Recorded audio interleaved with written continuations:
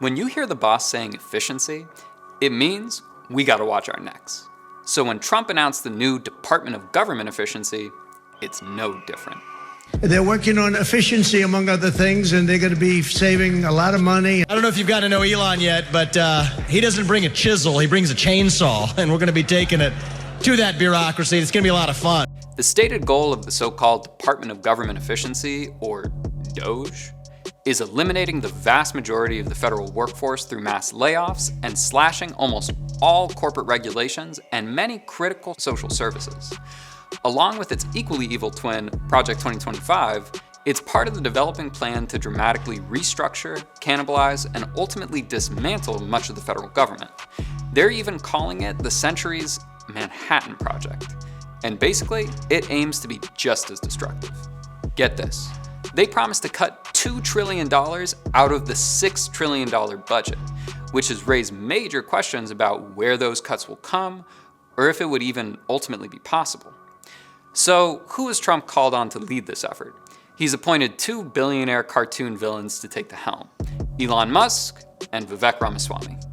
Musk, the world's richest man and #1 parasite, has basically just bought himself a president.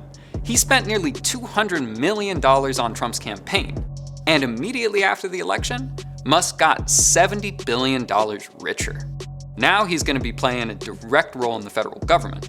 The same government that's provided nearly $20 billion in contracts over the last 16 years to its companies, SpaceX and Tesla.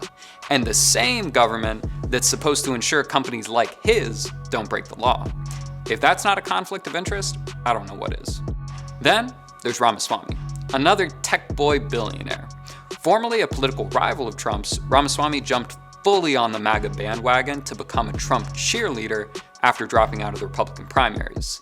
He made his money as a pharma CEO and finance capitalist, recently appealing to billionaires like Peter Thiel and Bill Ackman, who want to use their position as shareholders to pressure companies to drop woke policies. Somehow in their minds, even finance capitalists are just too progressive.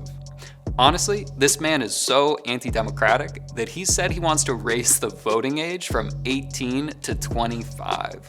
Basically, they're here to rep the billionaires who think society has gone too far. Usually the country's wealthiest prefer to stay out of the spotlight and pull their strings of their bought and sold politicians, so it's surprising to have two billionaires front and center to nakedly pursue their agenda. Alright, so what is the billionaires' agenda?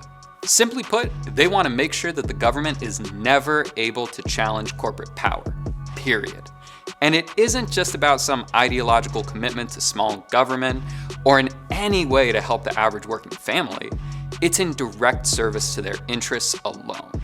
They want to make sure that they never need to worry about the public checking them so that their companies can freely exploit workers, pollute our communities, and conduct their shady business however they please. Essentially, they're aiming to make sure that the law only works for them and they operate above it. And of course, they'll always take another tax break. To make that happen, the right wing will aim to roll back every progressive victory of people's movements from the last century, including the victories of the labor movement, the civil rights movement, the women's movement, the environmental movement, the LGBTQ movement, and anyone else who has stood against oppression and exploitation of working people. It's the same billionaire agenda behind the many recent Supreme Court decisions by an increasingly right-wing court, many handpicked by the Federalist Society and the Heritage Foundation, which is the same group behind Project 2025.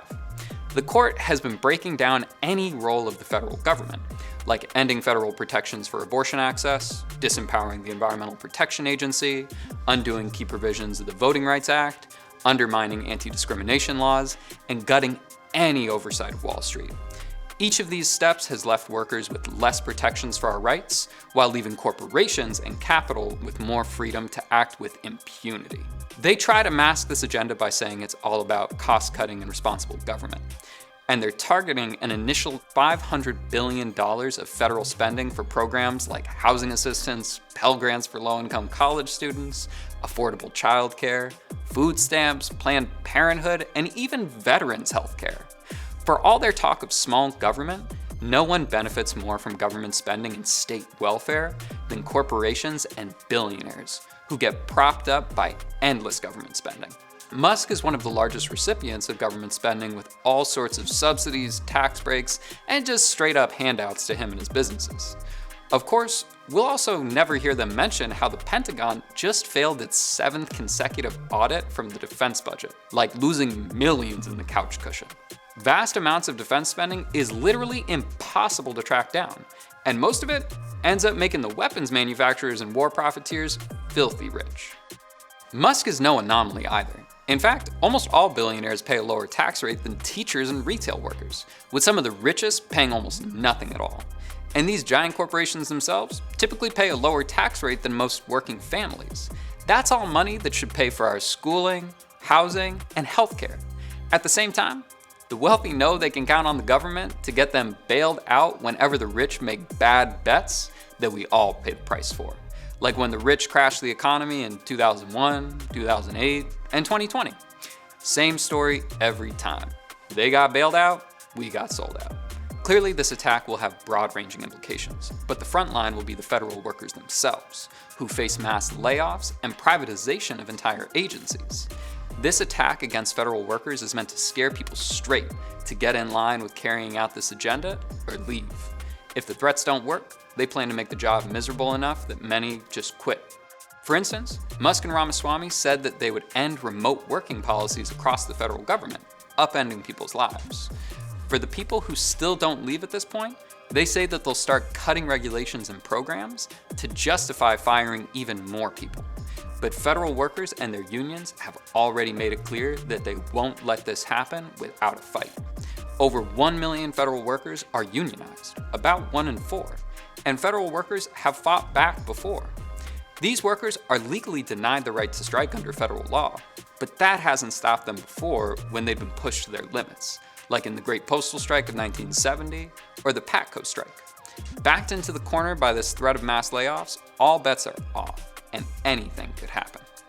This attack will unfold in months and years to come, and we need to be ready to fight back. Part of the reason the wealthy are acting so aggressively is because they're scared too, afraid of the rising strength of the labor movement and more young people demanding serious change. Now, it's time to get organized, fight back, and win.